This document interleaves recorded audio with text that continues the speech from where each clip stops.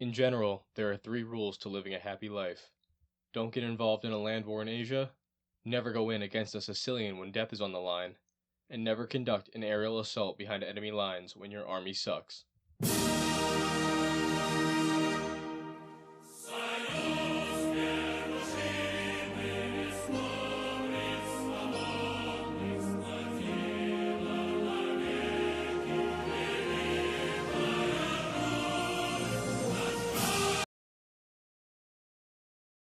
The Russian army, often regarded as one of the largest and most historically significant military forces, faces numerous challenges that hinder its effectiveness.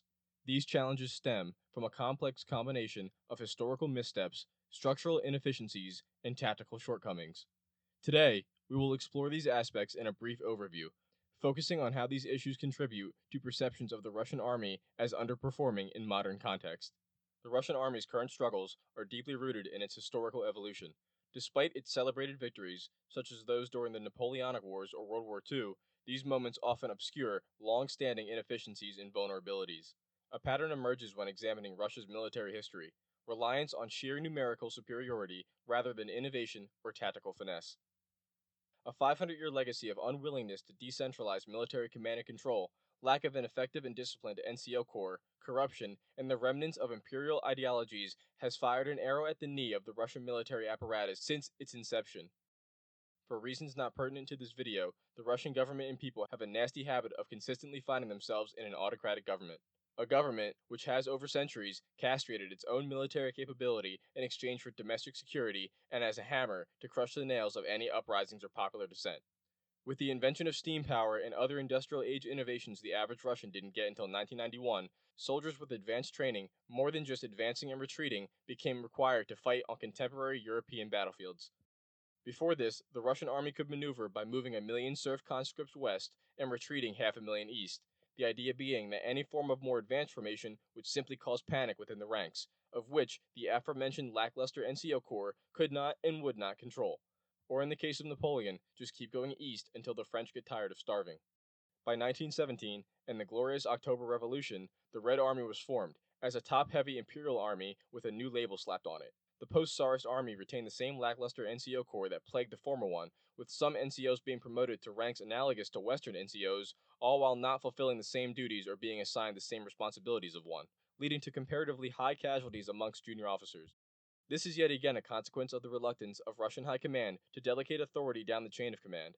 The heavy casualties of combat-experienced officers also hampered training new conscripts, which further continued the cycle of mediocrity on the battlefield.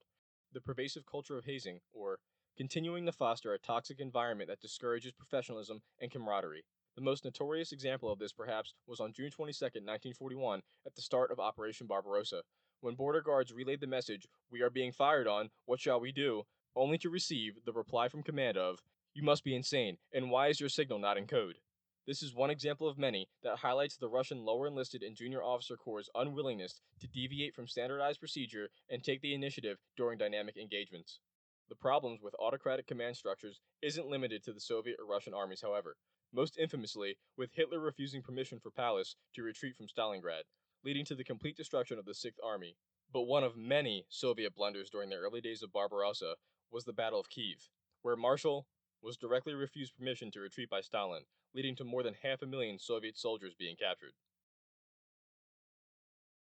The Soviet military emphasized size and mass production, aiming to overwhelm potential enemies, and this strategy made sense in a bipolar world dominated by an arms race, but it created systematic issues. The obsession with quantity over quality meant that many Soviet-era weapons, doctrines, and strategies became obsolete when facing modern technology-driven warfare, primarily Bewegungskrieg, or maneuver warfare. Neither the quality nor quantity is helped by the rampant corruption either.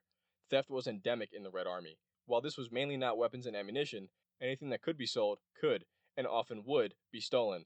Motorists in eastern Germany could occasionally buy cans of government gasoline from Soviet soldiers selling it on the side of the road.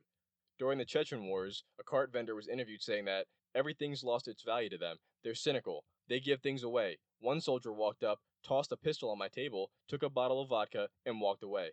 Even the former foreign minister of Russia, Andrei, has been on the record saying that up to a fifth of Russia's budget designed to modernize the military has been stolen over the last 20 years. These examples just exemplify the deeply rooted history of moral decay and lack of discipline and order within the Russian armed forces since their modern inception. The definitely not a war special military operation was launched without the knowledge of the majority of forces involved.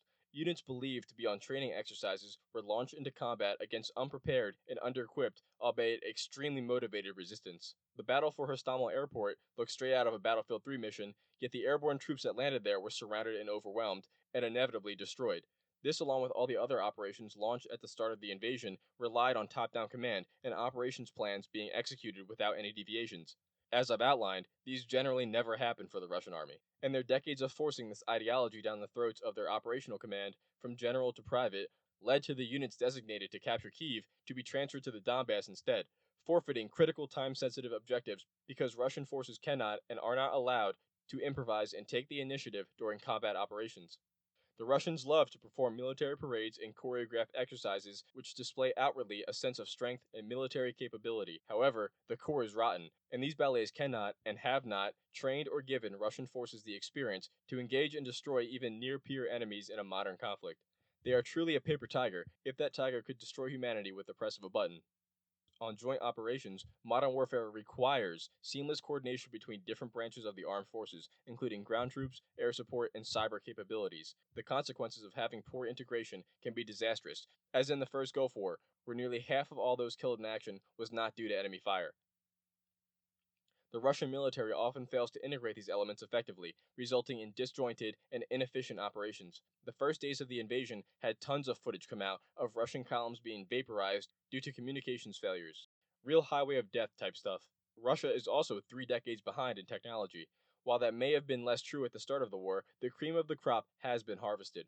Gone are the T-90Ms and T-82s, and now it's extremely common for Russians to be deploying T-62s and even T-55s and T-54s, and they've lost more than 1,000 BMP-1s.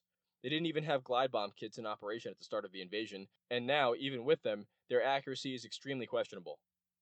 I won't go into small arms or the effectiveness of the glorious Mosin Nagant, but the fact that a weapon fielded before the 19th century is still in service should say something about the availability of weapon systems. The sanctions imposed by Western countries in response to Russia's actions in Crimea and Ukraine have further constrained its military capabilities. Sanctions have limited Russia's access to advanced technologies and critical components, hindering its ability to modernize its arsenal. While Russia has attempted to mitigate these effects through domestic production and partnerships with countries like China, the quality and quantity of its military equipment remain inferior to those of its Western counterparts. Geographically, Russia is the largest country in the world, stretching across 11 time zones.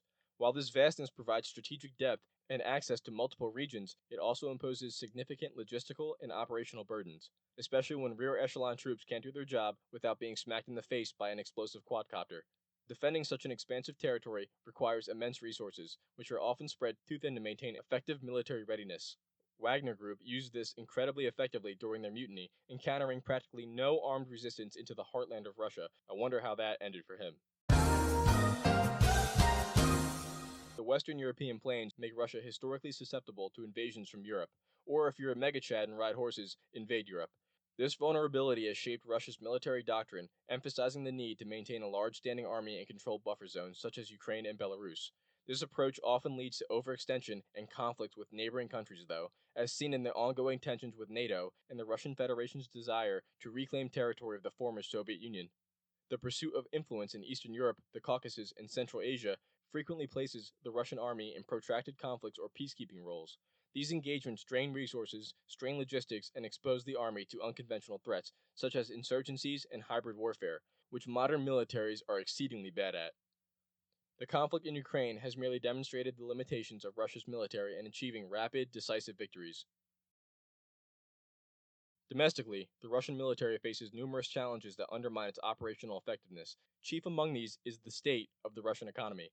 Although Russia allocates a significant portion of its GDP to defense spending, economic stagnation and reliance on energy exports limit the resources available for sustained military modernization. This financial constraint forces the military to prioritize certain areas, often at the expense of others, resulting in uneven capabilities across different branches. As a result of Russia's economic quagmires, the Russian army struggles with outdated infrastructure and equipment. Despite efforts to modernize its forces under initiatives like the State Armament Program, progress has been slow and uneven. Many units still rely on Soviet-era equipment, which, while effective at pushing dissenters out of windows, is increasingly obsolete in the face of modern threats. Their emphasis on heavy armor and artillery formations reflects an outdated understanding of warfare that prioritizes conventional battles over the asymmetric and cyber-centric conflicts of today. The final domestic factor that hampers the Russian military is its political culture. The close relationship between the military and the state often results in a lack of accountability and transparency. High ranking officers are frequently appointed based on political loyalty rather than merit, leading to a leadership structure that prioritizes maintaining the status quo over pursuing necessary reforms. This politicization of the military stifles innovation and discourages critical thinking, which is obviously a problem if you're trying to invade your neighbors and restore the rightful glory of the Soviet Socialist republics. In conclusion, the Russian army struggles are deeply intertwined with the country's geopolitical and domestic realities. From the logistical challenges of defending a vast and vulnerable territory to the economic and cultural issues that hinder its modernization efforts, the Russian military faces an uphill battle in maintaining its status as a global power. These challenges, combined with the structural and tactical weaknesses explored earlier, paint a picture of an institution that is increasingly outmatched in the complex and evolving landscape of modern warfare. The bear has truly devolved into the cub. From centuries of corruption, mismanagement, autocracy, and centralization, Russia as a state continues to exist solely due to its possession of a nuclear arsenal and its iron-fisted Fire Nation-like grip on its populace. Only to receive the reply, only to receive the reply from, only to receive the, only to receive the, only to receive the, only to receive, only to receive the. Oh my Christ!